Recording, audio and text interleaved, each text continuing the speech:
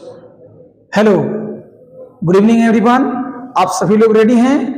जैसा कि हम जानते हैं कि इससे पिछले वाले वीडियो मैंने वॉइस के वीडियो बनाया था जिसमें आपने काफ़ी ज़्यादा सपोर्ट किया, और मैं यही सोच के बना रहा हूं कि आप लोगों का जो भी tense, voice, preposition, article, narration and subject verb agreement, जो भी ग्रामर जो आपके आने वाले एग्जाम के लिए जरूरी हो, उस सब का वीडियो मैं सिस्टमैटिक वे से आपको बनाकर सामने दूं। राइट, हमने देखा अभी तो खैर एग्जाम का सीजन है, आने वाले समय में 2 से ज़्यादा दिन नहीं है, 2 से 3 मंथ में आपको 3 मंथ्स में आपको मैट्रिक का भी और इंटर का एग्जाम आपको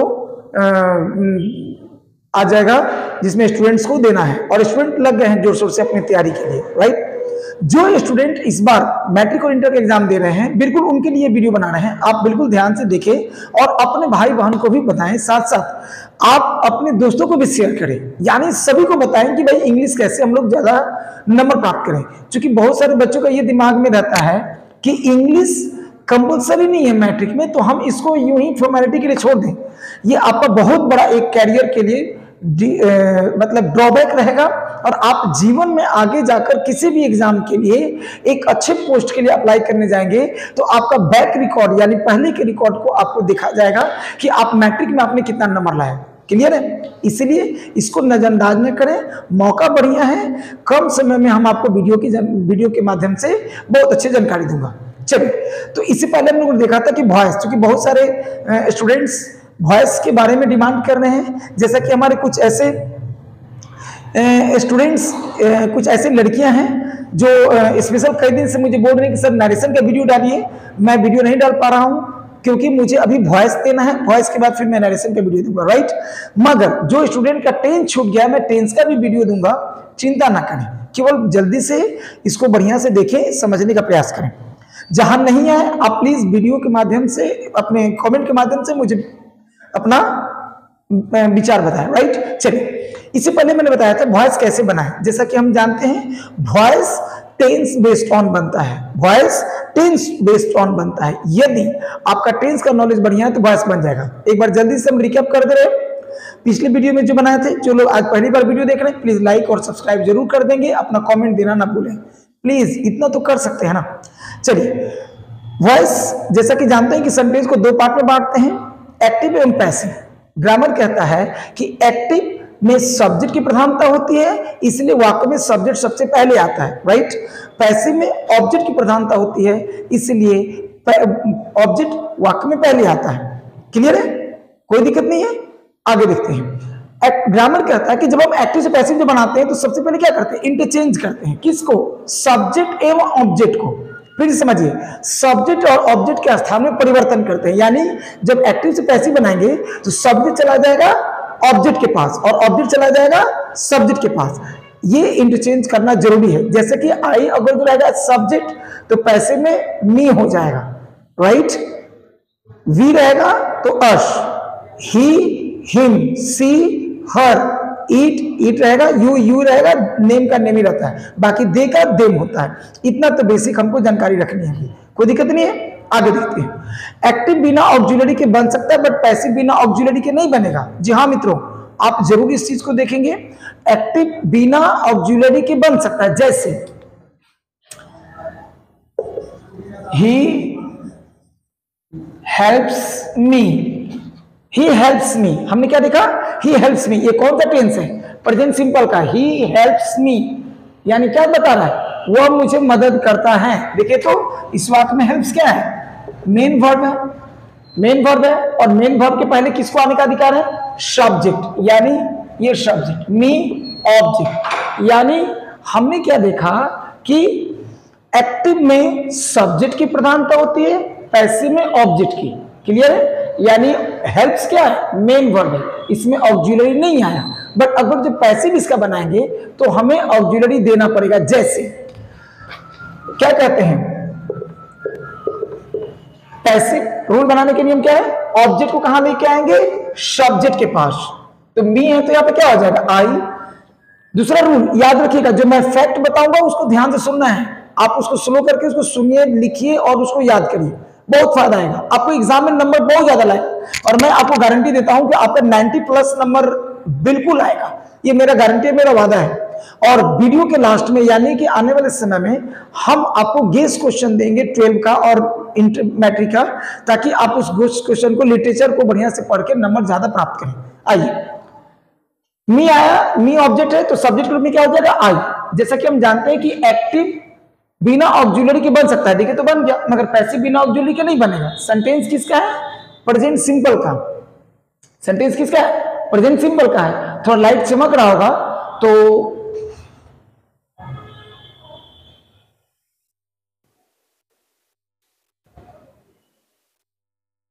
क्लियर। थोड़ा सा वीडियो आप देख के बताएंगे कि कैसा बन रहा है, क्योंकि मुझे लग रहा है कि लाइट का थोड़ा प्रॉब्लम है, मगर खैर कोई बात नहीं। तो ये क्या है, ये आई सब्जेक्ट हो गया।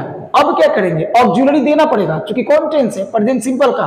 तो प्रेजेंट सिंपल का ऑक्सिलरी क्या होता है, जल्दी से बताइए।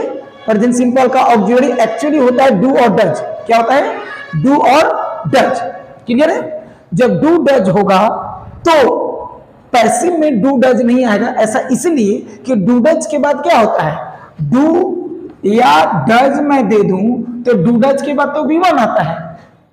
डू डज के बाद क्या आता है, मेन वर्ब V1। ये तो आपको भी मालूम होगा, नहीं मालूम है तो पढ़ लीजिए, यानी जान लीजिए। यानी डू डज के बाद मेन वर्ब V1 आएगा। और जैसा कि मैं जानते हैं कि पैसिव का मेन वर्ब सिर्फ और सिर्फ एक ही होता है, V3। फिर से बोलिए, V3 होता है। ये याद रखिएगा प्यारे छात्रों, आप याद रखिएगा कि पैसिव का मेन वर्ब सिर्फ एक होता है, वो V3।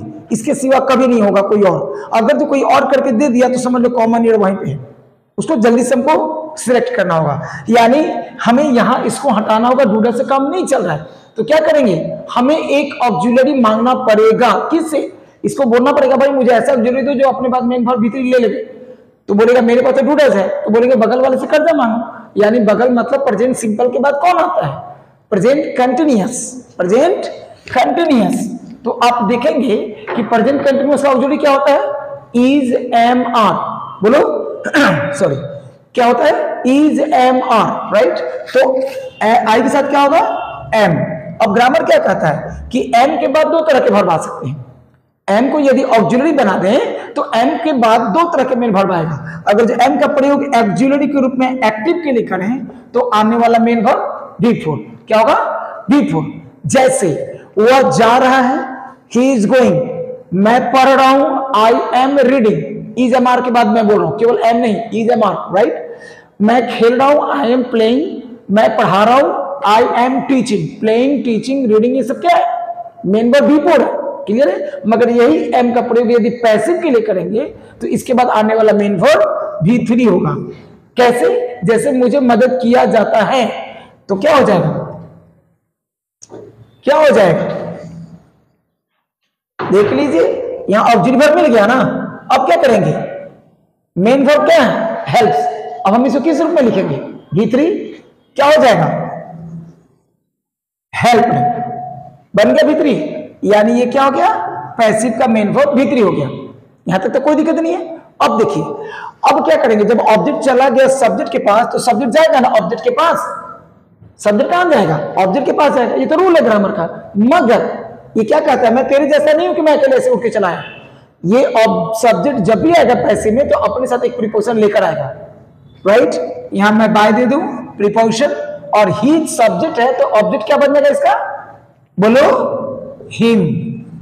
आपका पैसिव बनके तैयार। अब कुछ बनाने की कोशिश कीजिएगा, ठीक है। मैं बोल रहा हूं जैसे आई टीच हर, मैं उसे पढ़ाता हूं।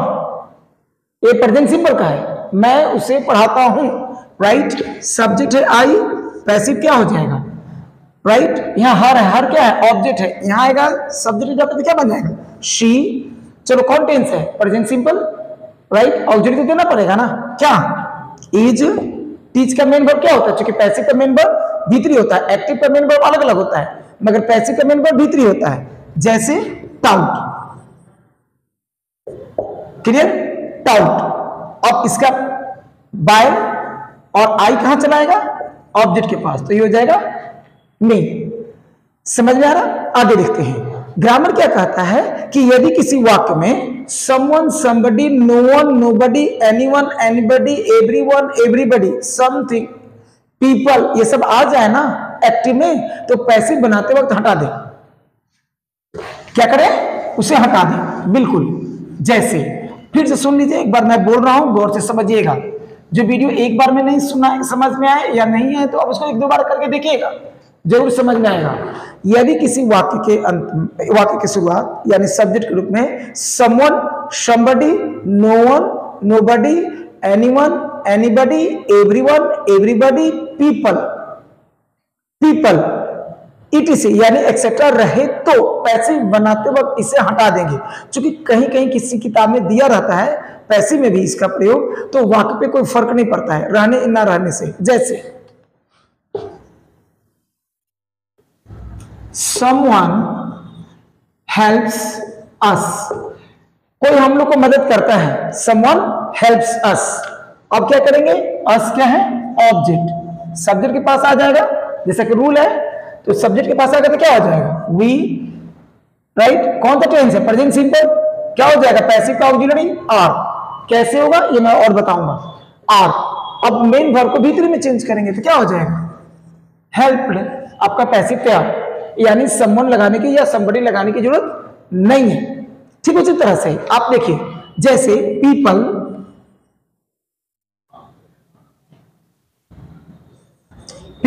speak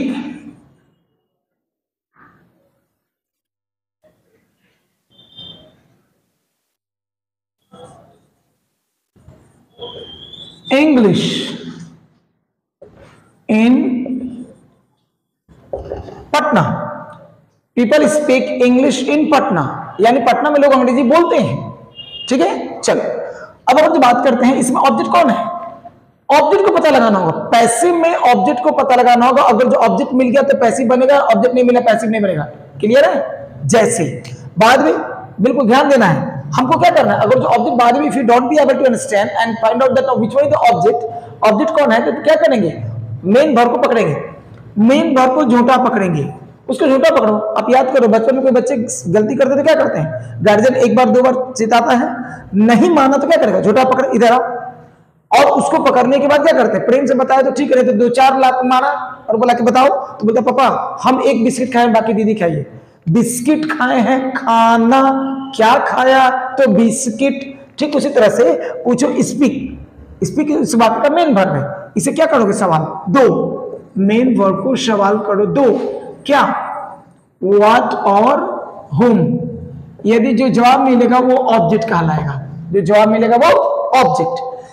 speak, people speak English, लोग बोलते हैं, तो क्या बोलते हैं? इंग्लिश। इंग्लिश क्या हो गया? ऑब्जेक्ट। जब ऑब्जेक्ट पता चल गया तो ये सब्जेक्ट जब जाएगा, क्या हो जाएगा? इंग्लिश। मैं इसलिए जल्दी जल्दी बोल रहा हूं, लिख रहा हूं कि ताकि आपको कम समय में जल्दी से आपको ज्यादा नॉलेज दे दूं। पीपल स्पीक, है ना, यहां इंग्लिश। अब देखो इंग्लिश इज, क्योंकि कौन सा टेंस है? Present simple. प्रेजेंट सिंपल में इज हमारा पैसिव का ऑक्सिलरी होता है, राइट? क्या होगा? इज। स्पीक का भीतरी क्या होगा? स्पोकन। कहां? इन पटना। आपको पीपल लगाने की जरूरत नहीं है। Speak, English is spoken in Patna, English is spoken in Patna. समझ में आया? आगे देखते हैं। अगर तो मैं ये बोलूं कि यदि किसी वाक्य में हम लोग एक्टिव से पैसिव चेंज करते हैं ना, तो क्या होता है? अक्सर हम लोग प्रीपोजिशन बाय लगाते हैं। क्या लगाते हैं? Preposition by. मगर ऐसा कोई जरूरी नहीं है, राइट?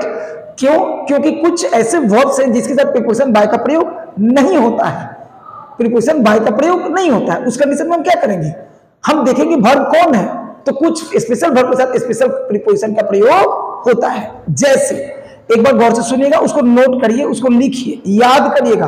कुछ मुख्य तौर पे ज्यादा जो एग्जाम पॉइंट ऑफ व्यू से है उसको मैं लिखवा दे रहा हूं, समझा दे रहा हूं, उसको याद रखिए।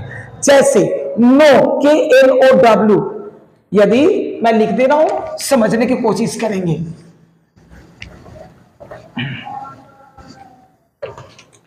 जैसे नो रहेगा तो टू, एक तरफ वर्ब है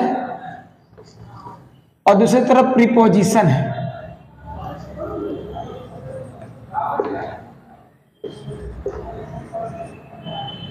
obliged to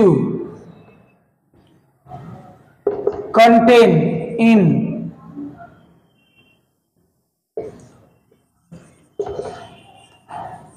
satisfy with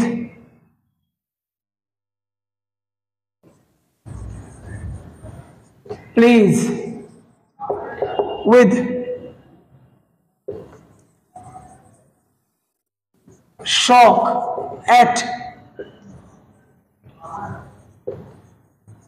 astonish at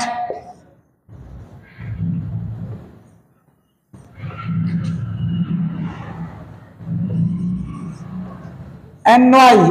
देखो एनवाई का मतलब तंग करना, परेशान करना। एनवाई का दो प्रीपोजिशन होता है। यदि आप वस्तु के रूप में यूज करोगे इसके वस्तु के लिए तो क्या हो जाएगा,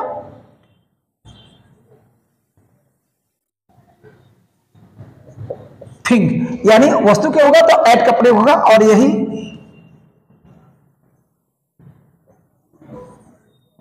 व्यक्ति के रूप में होगा तो विद हो जाएगा। जैसे क्या बोलेंगे, आई सी नोज अश, वो हम लोग को जानती है, राइट, वो हम लोग को जानती है। एक्टिव हो गया। पैसिव बनाएंगे तो क्या होगा, अस यानी जो ऑब्जेक्ट है कहां आ जाएगा, सब्जेक्ट के पास, तो क्या हो जाएगा, ये समझ में आ रहा है ना, सब्जेक्ट है तो क्या आ जाएगा यहां पर वी, यानी वी आर, नो का भीतर क्या हो जाएगा, known, KNOWN, we are known by, और सी यहां पे आ जाएगा ऑब्जेक्ट की जगह पे, तो क्या हो जाएगा हर। तो हमने क्या देखा, शी अगर जो आ जाएगा तो यहां हर हो जाएगा। माय डियर, इस कंडीशन में आपने जो